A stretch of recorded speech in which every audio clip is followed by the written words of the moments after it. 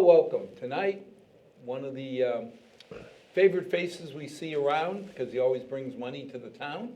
We're going to have a bit of a dual show tonight. Our Senator Ryan Fattman is running for re-election. But before we talk about his re-election, we're going to ask him to kind of not get up on the soapbox, but talk about what's going on here in the state.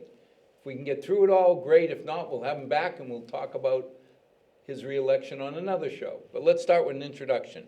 Well, Al, thank you for having me on. It's always great to be back in the center of the universe, the town of Milford, a place I thoroughly enjoy representing. And I'm Ryan Fattman, the state senator from the town of Sutton, and I represent 14 communities, 13 in Worcester County and Bellingham in Norfolk County. This is my third term. I feel honored to serve, especially at such a challenging time. I think the last time we were on this program together was at the beginning of the year, maybe back in January.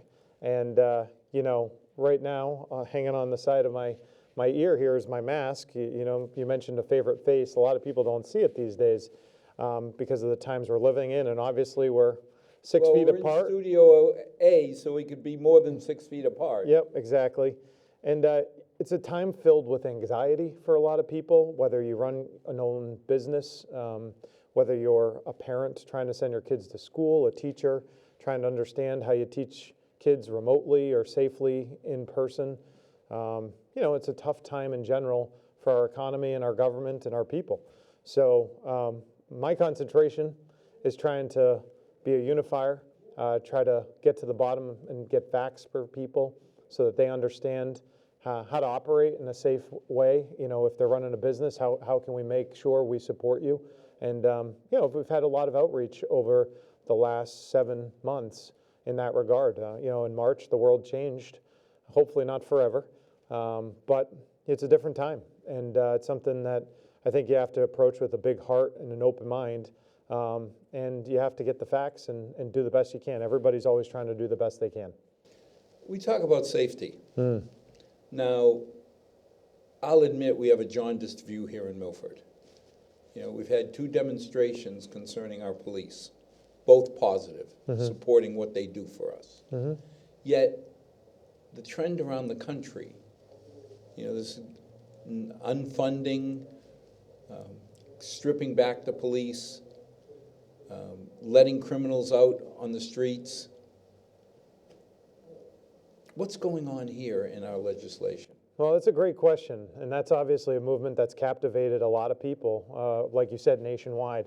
I say, from the time back in May with George Floyd, what happened to that man is unacceptable. No person in this country, no matter what you look like, or where you come from, or how much money you have, or your educational status, or anything, should go through that. It's unacceptable, and it's tragic, breaks my heart. And I think in Massachusetts, one of the things we have to consider is what has happened here over the course of the last decades. Now, it has been revealed recently that there's been some abusive policing practices out in Springfield that came under federal indictment. And that's a good thing, that the feds came down and said, this is a bad practice. There's been roughing up people unjustly, and we're going to prosecute it. And that's the way the system should work. But as a whole, I think we have to remember in Massachusetts, President Barack Obama giving Massachusetts police the gold standard for policing over in Boston. That was in 2015. That's not so long ago. I mean, it seems like a lifetime ago with everything that's going on, right? But when it comes to law and order and law enforcement, President Barack Obama came to our state and gave us the highest award in policing. And so we have to look through the world, not in instances that happen in Kentucky or Minnesota or other parts of the country, but what's happening here. And by and large, our men and women who wear the law enforcement uniform, whether that be our local police, our state police, our corrections officers, even in some instances, deputized sheriffs and security guards, they're highly educated, they're highly trained, and they go through a rigorous training process on how to dissuade violent situations and de-escalate them. And a lot of these wonderful things that we have done and we have come to expect from our local police and our law enforcement officers has sort of been ignored from the conversation. Back in July, the Senate put forward sort of a sweeping police reform bill in relation to the George Floyd death. And I got up and I said, you know, I've had a lot of people reach out to me, people who are victims of crime, people who are family members of police officers, both men and women, children, you know, the children of police officers, and their hearts are broken right now. They're broken on two levels. One, for the violence that we all saw committed, and two, the fact that they have been sort of unjustly victimized as the problem.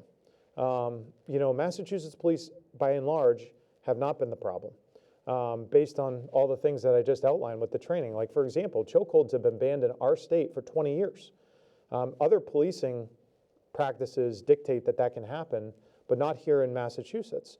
You know, gas is not used here in Massachusetts, tear gas. It hasn't been used for over a decade.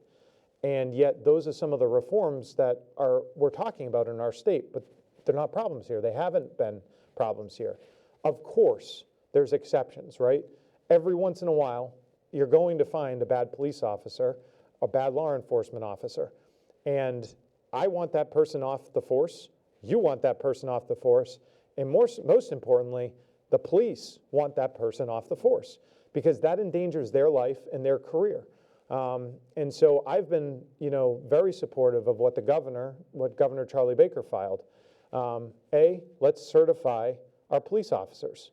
You know, make sure that there's a process in training, which they are trained right now, but a process that they go through, and certify them. And with their own professional board, just like doctors and nurses and teachers and professors have, they can be decertified if they do something wrong and brought before that board and basically be made never to be a police officer again. That is a reasonable reform. It's something that has like 99% support out there. And also, let's create a system in which police units and police in towns get licensed. You know, like a standard of conditions that you must meet in order to be recognized as licensed as, you know, a police department. And, you know, Milford actually, I believe, has that designation. This is something that not every police department has in the Commonwealth of Massachusetts, but it is something that's lofty that we should achieve and that all police departments should want to achieve. And I support that. That's a great reform. But what the Senate bill did, which really made no sense, was they started implementing radical changes. Like, for example, saying that, you know, just 4 years ago, we made it that there would be school resource officers so that we could build trust between children and the police. And that's a good thing. They want to take that out and make it so that we don't militarize our schools. You know, in our neck of the woods, a lot of times the police and the children and the students have really good relationships, but where this is a problem is in urban areas. You know, a lot of times in urban areas, kids are taught don't trust the police. And I've been to those urban areas, and I've been with the police, and I've been with the students. I've taken tours of the schools. I've done ride-arounds with the Boston Police. And I see how important those relationships are because trust is the foundation of much of our society and what we do. And, you know, one of the things that this bill did, in addition to trying to take police out of the classroom or the schools, was to say that school administrators and school teachers can't communicate with the police in instances, get this, of confirmed drug and gang activity unless it is an imminent threat. For example, an imminent threat would be a school shooting, and then you can communicate with the police. But if you hear a... Well, wait a minute, Ryan. I don't want police in the school. Mm-hmm. I mean, we went through this debate when we set up the Milford SWAT team. And what got me was one fact where they said the average school shooting is over in 18 minutes. Yep. the response time for our regional SWAT team was like 32 minutes or 42 minutes. Yep. And I remember leaning over to our chair of the FinCom saying, God help us if we vote against this and something happens. Right. And it wasn't too long ago when the conversation was about putting the police officer in the school to protect the student body, to have the fast response time. And that's when we were all mourning things like Parkland and the school shooting down in Connecticut. You know, those tragedies that happen where multiple children lost their lives way too young, and police in schools can help identify different issues. Like I've been to some of the meetings where the school resource officer is also with the guidance counselor, who's also with the principal, who's also with the local teacher that notified, oh, there's a problem with one of our students. We need to be a team here and make sure we address it. There's nothing militarized about that situation. And, you know, there's good that comes from it. And I think that we just sort of, the pendulum can swing. And we're in that moment right now. You know, it's sort of swinging to sort of an anti-law enforcement attitude, not by everybody, but by a lot, and more than it's ever been before. And so I stood up and I just said, listen, we got to slow things down here. And we got to make sure we get it right.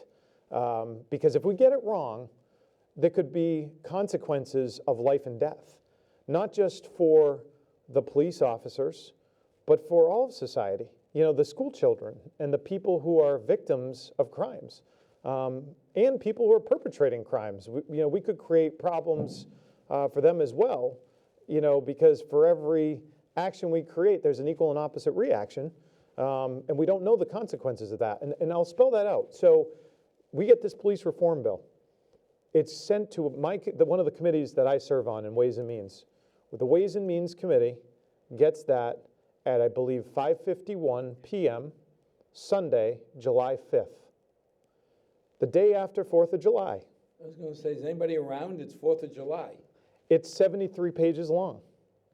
We're expected by 7 o'clock that night to have a favorable or unfavorable vote out of the Ways and Means Committee on the bill, which then sends it to the next step, bills in third reading, and they take it up on Monday in order to create an amendment deadline by 4 o'clock on Tuesday, which there would be 142 amendments that are filed that significantly change the original language of the bill. And I'm sitting in my car in traffic with my staff calling me on July 5th, coming home from a little family vacation for July 4th that we do.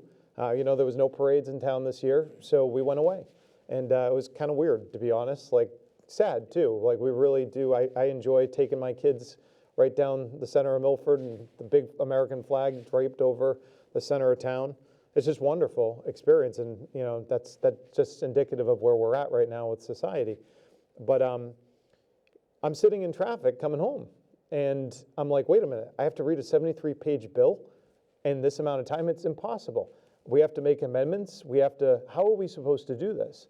And you know, by the time we got to Wednesday and they were ready to start debate, there's a parliamentary procedure that any state senator can use, which I did. And I just stood up and I said, listen, I don't know how I even feel about this issue because it's happening in lightning speed. You know, this bill was devised so fast, and to be honest, no one in the legislature had read it. No one in the Senate had really read it, if people are going to be honest. And 6 people, 1 Republican and 5 Democrats, were put together to create the bill.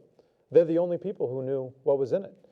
And at the final vote, when we had it a few weeks later, 3 of those members who wrote this bill voted no. So what does that tell you? It tells you that it was ill-conceived, it wasn't well thought out, it was rushed through to make a political point, and I slowed it down. You know, essentially that's what I did. For 3 days, I was able to create this parliamentary procedure and environment where, you know, it basically got delayed. And it got delayed again, and they call it laying the bill on the table. And I did that so people could A, read it, and B, know what was in it. I couldn't stop it on its own. I don't have that power, and I shouldn't have that power. But a lot of my colleagues, a lot of Democrats came up to me and said, thank you. We really appreciate you doing that because we're not ready for this. We have no idea. And the consequences, I think, are significant. There's a lot of debate about qualified immunity. A lot of people don't even know what qualified immunity is.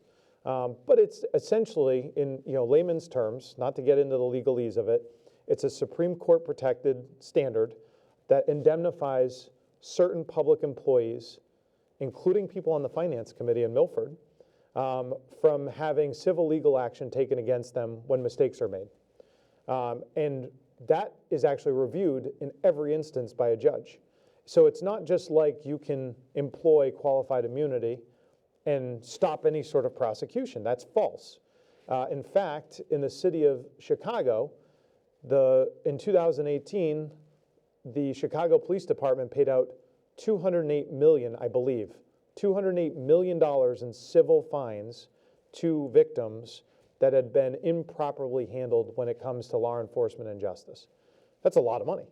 And so if qualified immunity just was a blanket protection that stopped it, how would you pay out that kind of money? You wouldn't. But what we did, in the rush to get something done, is we basically weakened qualified immunity for everyone. Not just for police officers, not just for law enforcement, but for the Finance Committee member who volunteers their time, for the Board of Selectmen, who runs locally and gets elected and, basically doesn't make any money really doing it, but, is somewhat compensated, for nurses, for teachers, for highway individuals who work for, in parks and rec and highway. All of those individuals, we reduced and did damage to the qualified immunity. So let's just play something out here. A town assessor makes a mistake on an assessment, and they no longer could employ qualified immunity when they're civilly sued. A police officer, by example, pulls somebody over because they believe they're drinking and driving. As you're probably aware, 98% of drinking and driving cases get thrown out. And let's be honest, most of them are probably intoxicated. They refuse a breathalyzer, they don't take the test, and they're arrested. They go through the judicial process, it gets thrown out with a good attorney. In that situation, 98% of the time, we've now created a civil lawsuit from the person who was pulled over and arrested. They can now sue the police officer personally. The town doesn't defend them. There's talks about law enforcement having to buy their own insurance, but if under the bill, it wouldn't be just law enforcement, it'd be everybody to protect them from being sued. This is crazy, and it doesn't make any sense from a society that should be based on, a litigious outcome. That is really important, and it's important for civil society, it's important for law and order, and we just got it wrong. And the vast majority of people in the legislature did support it, but 9 people came out and voted against it, 4 Republicans and 5 Democrats. And as I said, 3 people who were part of the committee that actually wrote the bill. Now, there was a tremendous amount of pressure for people to try to support it. I know Democrats who really regret voting for it. The hope was that in the House, they would do a better job. That's one of the reasons why I tried to slow it down, because I thought that the House version of the bill could be better. I think that most people would say it was not. 66 members of the House of Representatives voted against it out of 160. That basically has given the governor all the authority in this debate. The bill is still pending.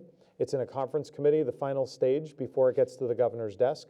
Those 3 people cannot agree. They've been in deliberations for now a month and a half, and they cannot agree. All you need is 4 of the 6 to move the bill out, and you can't get 4 right now. Part of that is because the governor was given a veto-proof minority in the House when 66 people voted no. So if the governor wants to veto, which he said, I will veto a bad bill, and he has commented that this bill is a bad bill. So I think we've got a long way to go. I think we need a bill that certifies and decertifies bad police officers.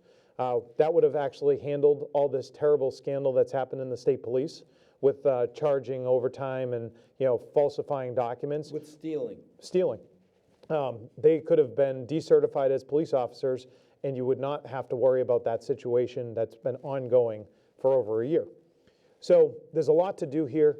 I support a common sense plan that the vast majority of people would agree with, which is certifying, decertifying police officers, creating that professional board that looks and reviews the situation, just like a doctor. You must know a lot about this in your profession. If you do something wrong, there's consequences. You lose your license, and that's exactly the type of system that I think law enforcement should have too, and the vast majority of law enforcement support. But are people reacting in a knee-jerk way? I mean, if 1% of the cops are bad, and we focus all our attention on that 1% and penalize the 99%, because I'm hearing this whole thing about defund the police. And I don't understand it, Ryan, because being on the FinCom, I've seen what happens to budgets. If we cut a budget for a police chief, or we don't let it grow enough, you don't really cut it, but instead of letting it grow 2.5%, you only let it grow 1%. Right. First place I've seen them go, training. Yep. Training goes away. Right. They're not going to fire police officers. So, that was one of the points that I made during this debate is, for years, the legislature did not fund the Mass Police Training Commission, or Center. And they gave no money to it. And now you're telling us that our police officers aren't trained? And the local municipalities were the ones that picked up the bill. If it was such a state priority, if this was such an issue, why didn't the legislature for a decade fund the MPTC? You can't really find any instances of documented police abuse unless you go back to 1992 or 1986. And there are egregious cases, there's no question about that. And yeah, there's probably cases that have happened that are unfortunate that we're not so aware of. But the reality is that the vast majority of people in our society want that to end. We want you're probably in the same boat as me. I have friends that are police officers. I know them. I've talked to them. I've had bad interactions with police officers. Maybe they were disrespectful. Maybe they said something to me that they shouldn't have. But should I then be able to turn around and civilly sue them? No. Everybody has a bad day. And I would also say that, even in those days where they're having a bad day, after doing a ride around with the Boston police for several hours, I could probably understand why. I was with the Boston police. They got sworn at, spit on. People just disrespected them on a constant basis. This was not the average person. A lot of the people we were dealing with were people who were drug offenders and abusers. And my heart breaks for those people. Milford has done an amazing job of trying to take people who are addicted and bringing them into society, cleaning them up, trying to help them. Amy Leone, amazing woman. Was on a call with her not too long ago to recognize, addiction and people have lost their lives. We want to help people. We want to make sure that we are addressing society's ills, but we do not want to create a situation where someone rushing in who's wearing a badge to a domestic dispute is not going to get there as fast because they know that their life and their job is on the line. And that is when you talk to most police chiefs and police officers, that's what these bills are doing. We're creating a situation where, and this happens in cities already, where police officers have had reforms made in Chicago and in New York, where it's been documented. In Chicago, over the speaker, on the PA system, there's shooting happening. We'll let it happen, and then we'll go clean up. I mean, that's terrible. It was like Baltimore. They pulled back the police. Yep. And then capital crime went up 20-30%. Right. And that's what's amazing in Massachusetts. Like in 1991, I believe, there's 151 homicides in Boston. I mean, that is an astronomical number. Today it's 27. That is good policing. That is good law enforcement. I mean, you think about a process where we created a bill that never spoke to the only African-American police commissioner in all of New England, William Gross. you would think you'd want his opinion. He would say that there was reforms that should be made. I've talked to him. I've met him. I speak to him and text to him pretty regularly over the phone. The guy's an amazing man. And he would tell you, like, yeah, there's some reforms that are needed, but this bill is terrible. And no one talked to me, and no one talked to my officers, and no one brought people into the table. So you had 6 people create a bill in secret, and no one knew what was in it until the day we were supposed to vote on it. So I stopped it and said, we shouldn't be making laws this way. I'm not against having some sort of police reform, but let's get it right. Well, and I think that's the point. I mean, anytime I see somebody trying, I mean, we just went through it this week with doing some bylaw reform. And it came down to, could we rush this through? Probably. Enough people would have faith in the FinCom that, we're raising the capital limit. It was done up 30 years ago at $500. That's not practical. Right. But as we went through it, questions started coming up. And at the subcommittee level, we said, better we wait till spring. Let's tell the department heads, this is what's coming. This is what we really believe we're going to get through. So let's start living to the new standard. Right. But to rush it through 2 weeks before town meeting, and if we did jam it through, I know if I was a town meeting member, it would leave a bad taste in my mouth. Yeah. If you trust me, then let me have an informed opinion. Yeah. But you don't do that, or in our case, in 2 weeks. Yep. Yeah, I agree. And I think one thing that we're forced to recognize is we're all fallible, right? Like we all make mistakes. And, my wife reminds me of that all the time. Now my daughter and my children are starting to, There too. you go. But the reality is going slow on really important stuff is not a problem. Because when we overreach, when we do something that we don't expect to do with unintended consequences, it's a real problem. And I think that that's a pure example of why this bill is not law. And hopefully it won't become law and we'll get something more reasonable. Well, when you start looking at the demonstrations, how do you feel about the demonstrations that are going across the country?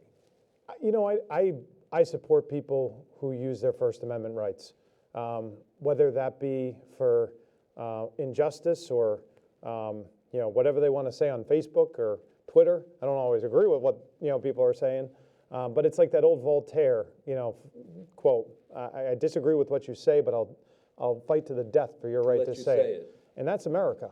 One of my favorite movies is The American President, and he says something to the effect, I'm paraphrasing, American citizenship isn't cheap. You got to want it bad. It's not easy. And it's not easy because we have the ability, the God-given right to disagree with one another, and that should never go away. If it does go away, there's something seriously wrong.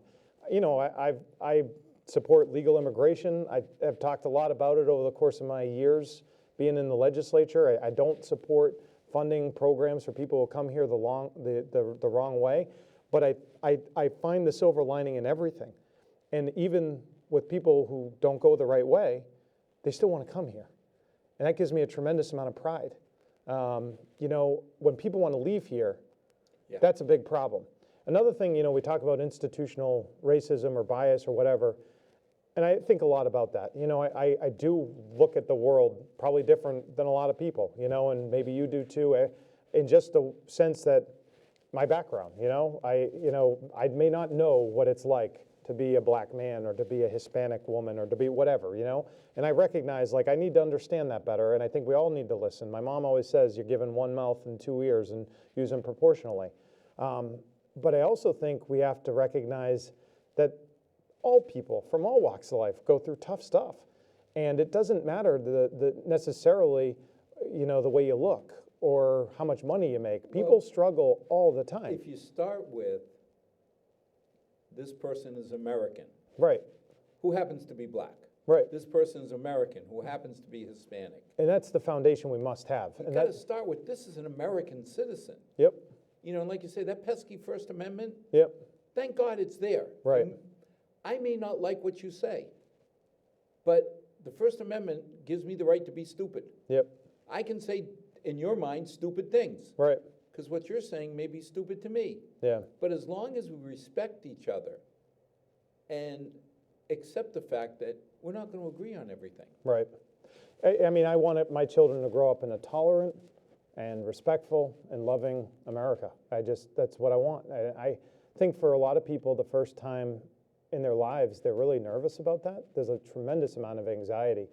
And I think, just being respectful to your common person is so important. And I think, we have to, there's a quote I hate, in this new millennium. I'm a millennial. They say adulting. No, just be an adult. Don't coin a phrase. Just go out and act responsibly and appropriately. But when that's done and people protest and they act responsibly and they make a point, that's a great thing. When we start looting and breaking and entering and attacking people and spitting in people's face, that's not a proper exercise of the First Amendment. I am all for taking the 1% of police who are bad cops. They don't live up to the standard. Get rid of them. Mm-hmm. Plain and simple, get rid of them. Yep. And some of the stuff that, shooting somebody in the back when it wasn't warranted, I don't want to protect them at all. Right. It's not fair to hold them to a higher standard. Yes, it is. They're walking around carrying a gun. Yep. I want them at a higher standard. Right. But to penalize the community, because when I hear about this defunding, right. Okay, so you're going to have less police, and you think the bad people are going to say, well, there's less cops, so we got to at least take a day off from looting and robbing. Yeah. Well, I've said to several police officers that I'm friends with, it's like, in a lot of ways in Massachusetts and locally, they're victims of their own success. These people are not just law enforcement officers. They're psychologists, psychiatrists, public health officials. I mean, they go into a situation where someone is dying right in front of them because of an overdose. EpiPen, Narcan. Whatever it might be at their disposal, and we just expect them to be able to do this. And it's like, how can you go from hero to zero so quickly? And that's not a good thing. I'd also say, when did we forget that most injustice in our society is not carried out by the police? Right. It's carried out by bad people. And that's the injustice that they are trying to correct every single day that they take the street. Not only may they enter a situation where they could lose their life, which would be terrible, and it's happened. Sean Gannon, Tarantino in Auburn, real local, but they're entering a situation potentially where their lives may never be the same again, irrespective of if they live. And so I think a lot of people say, well, if a police officer uses their firearm and shoots somebody, I've done the research. The vast majority of those people don't last as police officers because of the psychological damage it does to them over a year. Well, I got pulled over once, 12:30, coming home from a hockey game. Mm-hmm. Classic, tail lights out. Had my little red car. The officer came up and said, license and registration. I had my hands up, and I said, sir, I'm not being flippant, but would you tell me how I get into my glove compartment? Because I got my hockey bag on it, mm-hmm. without making you nervous. I said, I got my license right in my wallet, mm-hmm. but my registration's in the glove compartment, and I got to move that hockey bag. Yep. And I understand that you don't know me from anybody, right. So tell me how I get to it in a way that I don't get you nervous. Yeah. And it hit me saying, my God, this guy is pulling me over for a taillight. Mm-hmm. He doesn't know if I just robbed a bank or if I got, an automatic weapon ready to shoot him. Yeah, and that's how Ron Tarantino lost his life. I mean, he walked up to the car, and as he was walking back, the guy came out and right. shot him. Just tragic. Again, we've got that pesky First Amendment that we all love. Mm. I feel good about the Black Lives Matter march in Milford. Mm-hmm. They started at one end. Yep. They voiced their opinion with signs and all. Yeah. Marched to the other end and went home. Yep. It's great. It's wonderful. If It's you the way it believe should in be. the First Amendment, you got to support their right to do that. Absolutely. Now, if they had stopped along the way and started looting the Music Nook or, some of this doctor's offices. I don't know that I could support that anymore. Right. Yeah, absolutely. And I think that that's where most reasonable people are. You know, this is America. We got to continue to fight for it and what it But represents. sometimes I have Free to admit, society. I learn things. You know, my inherited son had his car break down, so he was going to go rent one. And I mean, he's become part of our family over the years, so he's like a son to me. And I said, well, wait a minute, we've got an extra car in the garage, my daughter Emily's car. Just take that. Yeah. And he said, well, thank you, Mr. C. Just have money ready for bail. And I said, why? What are you going to do? He goes, DWB. And I looked at him, I said, LMNOP. I have no idea what you... He says, driving while black. I said, what are you talking about? He goes, you don't understand, and I'm glad you don't. Right. But, you know, he's 6'8", driving in a little Lexus that says Emily as the license plate. Right. He goes, I could get attention Yeah. just for driving. And, you know, and it hit me saying, not Milford. Yeah. You know, I mean, I don't know anywhere else, but dang, if that happened in Milford, I'd be really disappointed. Yeah. I would say, I don't know about Milford, but I know it happens. Because I've talked to, there's a guy, you know, Sergeant Moore from Boston Police. And he told me about a situation. He's a Boston sergeant. Gets pulled over by, you know, a state police officer. And, you know, probably wasn't treated very well. And believes that that was probably due to the color of his skin. And that's unacceptable. But that can't happen. To me, But it's probably rare, can have hopefully. a bad day. You show me disrespect, and I'm a man of color, whatever. If this happens all the time, you know, if there's 4 or 5 complaints, or 2 or 3 complaints, Yeah. and they're all Asian, or they're all Portuguese, or they're all black, well, I want attention on that. Yep. You know, if he was just a non-denominational insulter that day, that's bad. And in our state, we collect all that information to see, you know, if there is a trend? Is there a trend? Is there bias? You know, we do that in our state.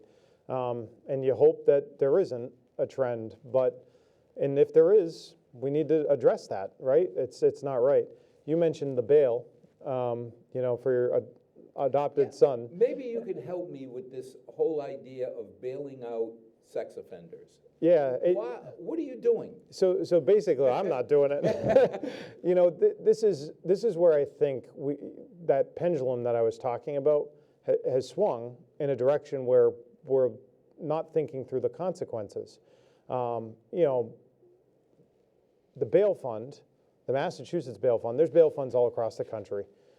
Originally, most of them were designed for low-level drug offenses. Wasn't there like a limit that it can only be like $5,000? So $5,000 or less. And in a lot of instances, people, especially recently with the demonstrations, were nervous about people being arrested during the demonstrations, even if they were acting peacefully, by not moving, you know, and being told to move and not moving. They get arrested, they go to jail. I think most people would say, you know what, that person shouldn't stay in jail, right? There you go. Yeah, Don't do it again. Exactly. They got arrested, but don't keep them for the next 5 days in jail. And they weren't being violent, and maybe they don't have the money to get themselves out. So the Mass Bail Fund comes in, bails them out. I find that to be totally acceptable. However, in Massachusetts, over the course of the last several weeks, what we've learned and seen is that the Massachusetts Bail Fund has bailed out dangerous people and just said, we don't care. We're just going to do it and keep doing it. And so last week I called on an investigation by the Post-Audit and Oversight Committee, which is sort of the legislature's enforcement arm, has the power of oversight and subpoena. We can subpoena documents legally, and which is in statute. And we can sort of try to create public awareness about what is going on and should it be happening. You got a rabid dog. You put him in a pen. When you open the pen to let him out and he bites somebody, you're saying, oh, I have no responsibility for that. I just felt sorry that a rapist is incarcerated. Yeah, and this is what's happened. So, you know, the Mass Bail Fund says they bail out people $5,000 or less. Well, in recent weeks, That ain't a rapist. they've bailed out a man, Sean McQuinton, I believe is his name, who raped 2 women and was bailed out for $35,000, I believe. It might have been $85,000. My memory's failing me a little bit. But irrespective, a big amount of money. It's more than the $5,000. It's 7 times more at least than $5,000. And he did something violent to a woman. And he then was bailed out by the Mass Bail Fund, and he went and raped another woman in the interim. I mean, this is disgusting, and it's not right. It's not just. And so that's why I called on the investigation, me and 13 other legislators. There's bipartisan support for it. Other legislators expressed after we submitted the letter that Democrats, that they'd be interested in helping, look into this. You've got a guy named Cameron Cotton, who is a 26-year-old who, back in the beginning, I believe, of July, he shot a Haitian man in the Boston Common. Thank God he only hit him in the butt. He attempted to murder him. And he got out on $85,000 bail. It was either $35,000 or $85,000. I'm kind of mixing up the two numbers. Matter. But it doesn't matter. It's the principle. You took out, and I saw him when I was riding around with the Boston police. They pointed him out to me. And I said, he did what? And how was he walking on the street? And that was my first introduction to the Massachusetts Bail Fund. And, basically, they went in and they bailed out this guy who shot somebody, with an illegal firearm. Or he had illegal possession of it. So, what are we going to expect in society? Are we going to expect to have law and order and justice? Or are we going to have essentially almost like anarchy? Because there's nothing that should permit that to happen. That person, I don't buy the argument that they shouldn't be in jail when they've committed a violent crime. They will get their day in court. This is in Russia or China. We don't throw you in the gulags and that's the end of it. You get your day in court, and they have, based on our constitutional values and rights, the right to a jury, right to be defended. These are all good things, and they should play out. But to let that person then walk on the streets for 2, 3, 4 weeks, 5 weeks, we don't even know necessarily, because jury trials just started up again because of COVID and all the restrictions that were put into place. You're a rapist. You're being incarcerated. You're let go. Why do I think you're not going to do it again? Yeah. And then what do I say to the father or the mother that their daughter or son got raped because, it's a political in thing to do to let people out? Right. I mean, to get into jail, you have to really try. Right. I mean, Sheriff Lou will tell you, this is not, I got pulled over for a bad taillight. Right. I didn't get fingerprinted. I didn't get put in jail. Yep. I showed the officer respect. Right. Because I bet you, nobody will admit it, but I bet you he was more scared of me than I am of him. Could be. Rightfully so. Yeah. Like you say, I could come out and shoot him. Mm-hmm. So I don't get it. Yeah. I think that those examples, and there's more, there's at least 5 examples in the last month of people who are dangerous, and define dangerous: attempted murder, rape, level 3 sex offender. For those who don't know, level 3 sex offender is the highest level sex offender. 3 have been bailed out for $15,000 to $30,000 and put back on the streets. And what happens? One of them, he reoffended. He goes out in front of children and does sexual acts upon himself and displays this. It's sick. Not understanding, when you say a child abuser, a level 3 sex offender, when it's dealing with children, you can't have sex with an 8, 10, 12-year-old. Yeah. That's not sex. That's torture or something. Yep. I mean, I just have no sympathy. Whatever sympathy I have goes right out the door when somebody goes after a child. Yep. I mean, you've got kids. Oh, yeah. If anybody ever touched my children, I would be in jail. Well, exactly. As anybody would. But, you look and you say, an 8 or a 10-year-old, you can't have sex with them. That's not sex. Yep. That's some kind of sickness. About a year and a half ago, I filed a bill based on a judge who had released somebody who was an Uber driver. They raped a woman in the back seat. That person happened to be here illegally, and he was released by the judge and has fled the country. And there's been no consequences, and the poor woman who was raped and victimized, there's no justice. And so I filed a bill that would mandate dangerousness hearings. And one of the things that just amazes me, they say politics makes for interesting bedfellows, you know? It's an old adage. Rachel Rollins is probably the most progressive district attorney in the Commonwealth of Massachusetts, for sure, perhaps in the country. And she got a lot of attention over a year ago where she said she basically wasn't going to prosecute shoplifting at retail stores. And some people were really upset by that, especially constituents that own shops and retail in Boston. But she came out in this situation that I'm describing and said, it's wrong, it shouldn't be happening, and I'm going to do everything in my power to make sure there's dangerousness hearings for all these violent criminals so that they don't go out back on the streets. And so what my bill would do is it would require a mandatory dangerousness hearing by the DA, by the local district attorney, in instances of violent crimes that are all listed. You know, rape, assault and battery with a weapon, domestic violence type issues, attempted murder, murder. You know, all of these things you would be required. And what is a dangerousness hearing? You go before a judge, and the prosecution lays out their case for not letting this person have bail and keeping them in jail until they have a trial, and or some sort of restriction. For example, you know, maybe you remember someone threatened to kill me and my wife back a few years ago, and it was quite a scary experience. That person had a mandatory dangerousness hearing. They found that while they didn't feel he was an imminent threat, that he had to stay in his hometown. And if he left his hometown, he would go to jail for 45 days. He had to wait until his trial, and he couldn't leave his hometown. Now, he wasn't, you know, probably interested in leaving his hometown that much anyways, but what had scared us was the fact that we had gotten several letters, and the last letter came without a postage stamp. It was in our mailbox, so it looked like someone had put it in. But in a dangerousness hearing, you determine dangerousness, and if they are deemed dangerous by the judge, they stay in jail. And a rapist should be in jail. A murderer should be in jail. An attempted murderer should be in jail. These people should not be walking our streets. And I honestly don't care how rich you are. You know, if you are a multimillionaire and you do this, you should be in jail. It's just the way it should be, in my opinion, and that's my bill. I'd like to see that bill become law one day. The governor has a similar bill he filed.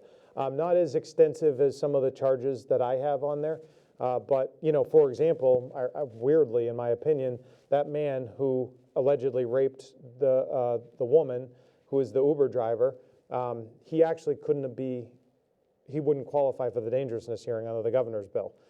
It's because of a technicality. I'm not sure that the governor really meant that, but still, under the legal language, it wouldn't qualify. So, you know, these are the important things in public safety that are going on in our state, in our conversation, and they change rapidly. We could go on, but tell me about the budget. Everybody's worried. Yeah, they should be. It's a tough time. Massachusetts has the highest unemployment rate. I believe it's 16.8% in the country. That probably means the real unemployment rate in our area is 20 to 25%. Yeah. I think the federal government deserves some credit, as does some in the state government. It's all a balance. You know, there was stimulus that was passed on the federal level. That stimulus helped a lot of people, especially who are unemployed. I do think there's some adverse effects to it. You know, I've heard from a lot of employers that say, I've got 6 trucks, I've got 2 on the road. I can't pay them enough because they're getting so much money staying home. Exactly. You know, I just can't compete with unemployment and what the feds did. $600 a week is a lot of money. You know, basically in Massachusetts, when you take the top unemployment benefit and add the $600 on top of it, it's $1,342 a week, I believe. That's a lot of money. It's essentially like $50,000 a year. There's a lot of people that would love to make $50,000 a year. Don't make 50 grand. Right, and so that's I think one of the things in a rush to get something done, again, that wasn't thought through, but it's temporary. You know, it's not permanent, it was temporary. And so there's some, I think, mistakes that can be excused, but I also think, there's been devastating consequences to small businesses. I think, when COVID played out the way it did, I think rightfully, Governor Baker took a lot of actions real fast to make sure that spread wouldn't overwhelm our hospitals. I talked to Ed Kelly and another guy named Ed Moore, who's the CEO over in Harrington Hospital in Southbridge, the other part of my district, and they were really concerned about it. Unfortunately, it didn't pan out perhaps in an overwhelming way that it could have, like in New York, here. Perhaps that was because of the actions that were taken, the space that was cleared. It was made clear to me by the CEOs of the hospitals that after a while, when things really didn't pan out with the influx, that we were ignoring other health problems like cancer screenings, and that they were really concerned about that, and other people were concerned about that, and they were advocating to get things back to normal, at least from a healthcare standpoint, and I made those. But all of this has financial costs, right? Hospitals lost money, businesses not deemed essential, a lot of local businesses were shut down, tax receipts go down, income taxes go down, everything starts dropping precipitously, and there's major consequences for that. There's 13 other towns in your sphere. Mm-hmm. How are they dealing with that? I mean, Milford, this year's budget is a killer. Mm-hmm. We went to the department heads, and I've always said the reason we've had 14 years of a surplus mm-hmm. is the department heads really do rally around the town. Yeah. And we got a lot of departments that came through with 0% rise for next year, 1%, some negative, they actually cut. And that let us put together a good budget. I won't say a great budget, because there's a lot of capital and all that we just had to say, we're going to have to put it off a year. Yeah, and as you referenced, one of the things, I'm on the Ways and Means Committee. It's a powerful committee that creates the budget, and that's been very helpful as an elected official, in doing my duties, to be able to try to get certain pots of money for the town of Milford, for the town of Mendon, for the town of Hopedale and Bellingham and Sutton and whatnot. And that's the type of stuff that I think is gone. The earmarked money for various projects that are important, like downtown revitalization. Over the course of the last 2 or 3 years, I think I've been able to secure about $150,000 for the town of Milford to beautify and fix facades and all that kind of stuff. But is that as important as education? No. Well, nobody's going to, with their right mind, complain that, right. Ryan, you didn't give us money for our new awnings. Right. Yep. But you got us money to keep our kids safer in school. And that's really what it comes down to. And those are the tough budget debates that are going to happen actually in the month of October. It's really a strange year from a legislative perspective, because we've been doing things remotely, debating online, which has a tremendous amount of flaws. As many times as I can, I go into the building. It hasn't been universal. There's been at least once where I've done the Zoom debate, but it was also for things that were not consequential, land takings, things of not great consequence. But when it has been of consequence, I've been in there and making sure that I'm debating from the floor. And the budget is looking at to be a $4 to $6 billion hit out of a $43 billion budget. That is significant. We have $3.6 billion in our stabilization rainy day fund. That's a one-time hit. It's not the silver bullet. It can help ease the pain a bit. There's a lot of discussions right now on the federal level about a $2 trillion stimulus package, the third and final one. Until the next one. Yeah, until the next one. We have to have some perspective on that. There's only so much money we have. We are the richest country in the world, and yet my children are going to pay $20 all of billion this. if we're lucky. Trillion. I mean, $1 trillion if we're lucky. And I think we're at 21 trillion right now. It's 21. And so I remember trying to put in perspective what is a trillion. And I believe, I might be wrong about this, but I believe if you were to spend a penny every second from now until whenever, a trillion would equate to 100 million years. No. The world, no humanity, the galaxy in its infancy. I mean, think about that, 21 times. We've been lucky as a town, because our department heads, everybody have rallied around the cause. Yeah. I was surprised how little pushback we got. You know, it was only one department that fought, Yep. but the rest were coming to us saying, this stinks, but I can live with 0% increase this year. Yeah. And, you know, we declared a surplus again, which makes me feel good. Yeah. I don't know how we're gonna do this year, you know, with the hotels not, $1 million a year in hotel money is not gonna happen, No, definitely not. you know. But the town came together. Right. You know, I'm seeing towns around us going for overrides. I don't know how, in Milford, in good conscience, I couldn't support one. Yeah. You know, there's people out of work. They struggling to make their mortgage and survive. Right. And one of the things that's so interesting in society right now is you technically don't have to pay your mortgage or your rent.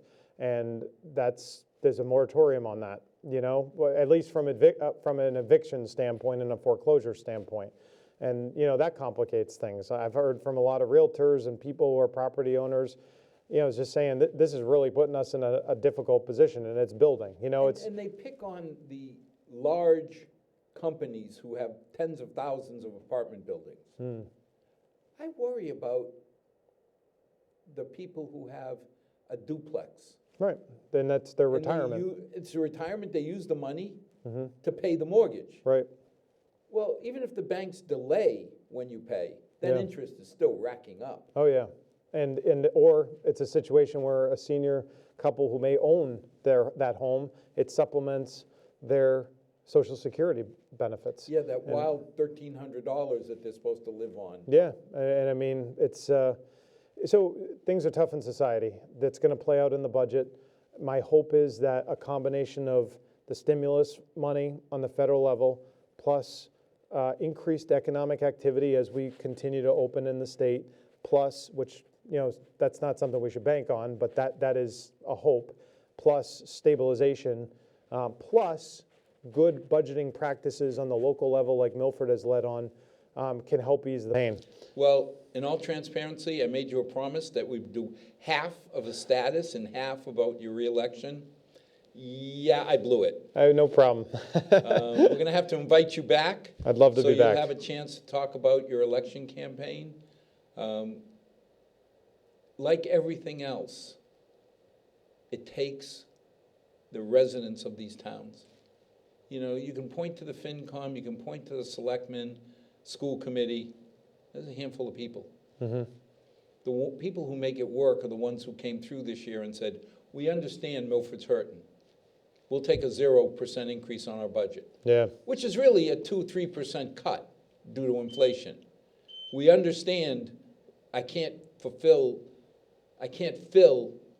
openings, but I still have to fulfill my responsibilities. Yeah. So it'll be interesting to talk to you next time about how other towns, because Milford's always been unique because of the residents here. Yeah, absolutely. You know, A lot of wonderful people. a lot of great people. And I'm sure you'll be meeting a lot of them. Oh, yeah. Yeah, out on the streets.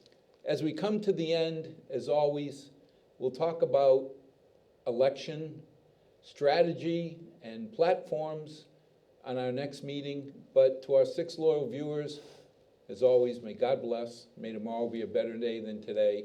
And now, since we're not going to be 6 feet apart as we leave, time to put our masks on and do our social thing to be responsible. Absolutely. Good night, all. Thank you for joining us. Thank you.